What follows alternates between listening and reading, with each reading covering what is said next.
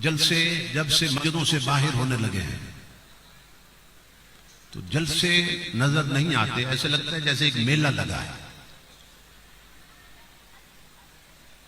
Majority और अक्सरियत जलसों के आदाब और तकद्दुस को भूल चुकी है।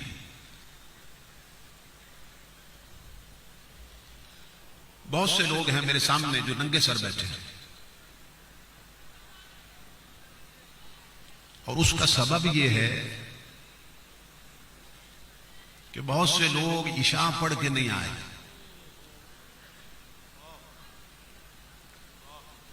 और जो जागते हुए इशा पढ़ के नहीं आए वो जाने के बाद सोकर फिर उठ के फजर भी नहीं पढ़ सकेंगे।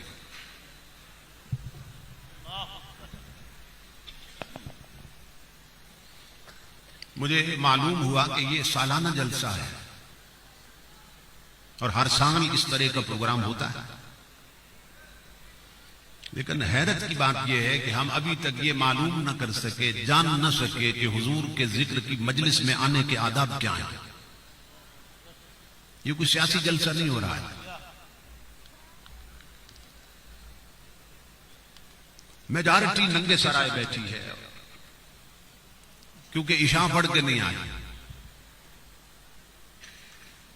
और जब इशा पढ़ के नहीं आए तो गुमाने गालिब यह है कि अक्सर वुजू करके भी नहीं आए।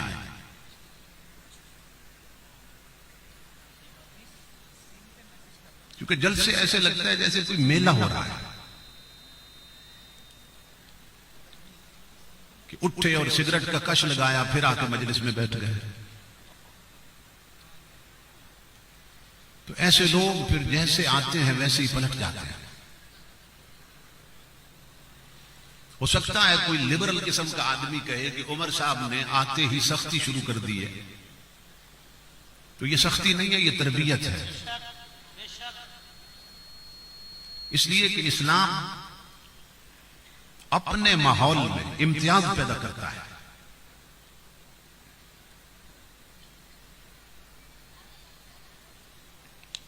देखें ना, आप बाजार में हैं तो हाथ खुले होते हैं, मार्केट में है तो हाथ खुले रहते हैं,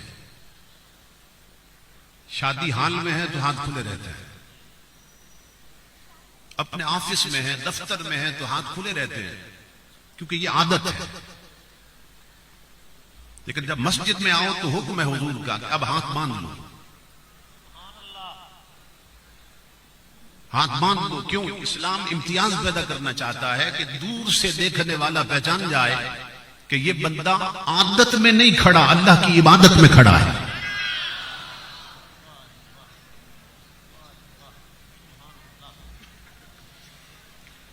इसी तरह आप बाजार में तो नंगे सर रहते हैं, मार्केट में तो नंगे सर रहना आदत बन चुकी है। आप शादी हाल में हैं, सियासी जलसे में हैं तो नंगे सर रहते हैं। लेकिन आदाब है शरीयत के कि जब हुजूर के जिक्र की मजलिस में आओ, दीदी मजलिस में, तो फिर सर ढांप के आओ, वुजू करके आओ, ताकि दूर से देखकर मालूम हो जाए कि इतना बड़ा इज्तिमा आदत में नहीं बैठा, अल्लाह की इबादत में बैठा है। देखिए ना, जब बच्चों को लेके जाते हैं इंग्लिश मीडियम स्कूलों में तो आपको एक प्रॉस्पेक्टस दे देते हैं और साथ बताते हैं कि बच्चे की यूनिफॉर्म इस रंग की होनी चाहिए, और फिर जिस रंग के शूज होंगे उसी रंग की उसकी जुराबें होनी चाहिए। फिर वहां तो यस सर बोलते चले जाते हैं कि सब कुछ हो जाएगा। वहां नहीं कहते कि आप बड़े नैरो माइंडेड हैं। फिर वो कहते हैं बच्चे की टाई भी होनी चाहिए। आप नहीं कहते वहां कि ये बेजा सख्ती कर रहे हैं, बच्चे ने पढ़ना है या टाई ने पढ़ना है। फिर कहते हैं बैज भी होना चाहिए। तो हर स्कूल की ना अलग वर्दी है, अलग यूनिफॉर्म है। आर्मी वाले की पेशानी पे नहीं लिखा होता कि आर्मी वाला है, आप वर्दी से पहचानते हैं ये फौजी है। पुलिस वाले ने कोई लॉकेट नहीं पहना होता कि ये पुलिस वाला है, आप यूनिफॉर्म से पहचानते हैं ये पुलिस वाला है। तो मैं दावत फिक्र दे रहा हूं, हर डिपार्टमेंट की अलग वर्दी है। तो जिक्र नबी की मजलिस में आने वालों और झूमने वालों, मुझे बताओ, जब आका के जिक्र की मजलिस में आया तो अपने नबी की वर्दी में क्यों नहीं आया?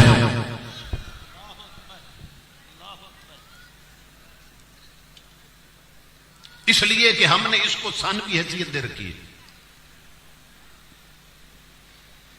जलसों में आते हैं कानों का चस्का पूरा करने के लिए, कुछ सीखने नहीं आते हैं। तो जलसे नबी अकरम सल्लल्लाहु ताला अलैहि वसल्लम ने इसलिए शुरू नहीं किए थे कि आने वाले सिर्फ झूमते रहें और अपना ज़ौक़ पूरा करके चले जाएं। हुजूर की उम्मत लुट चुकी है, हम आबाद नहीं है, हम लुट चुके हैं। जिस कौम की बहु बेटियां बेपर्दा हो जाएं और सरों के दुपट्टे उतर जाएं, वो कौम आबाद नहीं होती, वो लुटी होती है।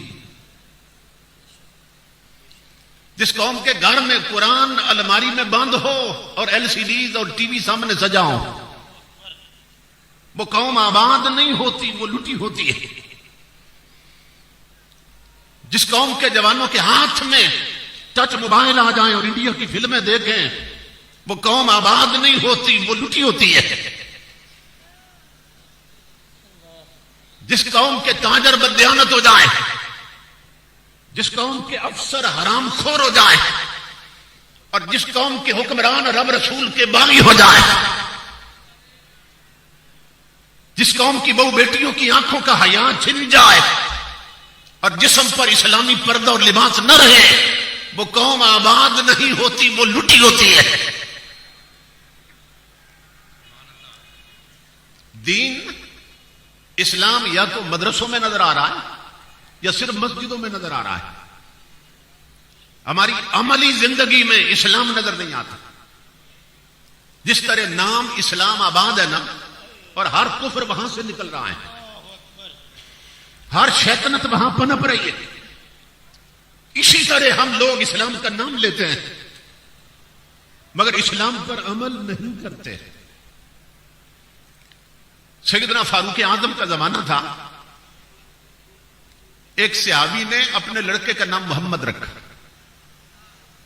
अब जाहिर है हुज़ूर सल्लल्लाहु अलैहि वसल्लम की मोहब्बत में रखा, लेकिन सुए इत्तिफाक जब वो बड़ा हुआ उसने किसी गरीब का दिल दुखा दिया, किसी कमजोर पे ना हाथ उठा दिया।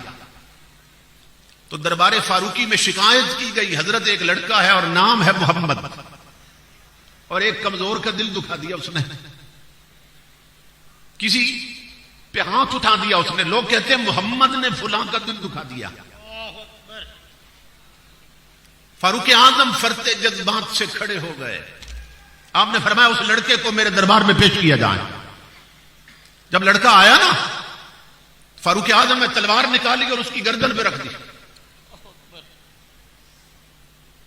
और फरमाया लड़के कान खोलकर सुन ले, आज के बाद या अपना नाम बदल दे या अपना किरदार बदल दे।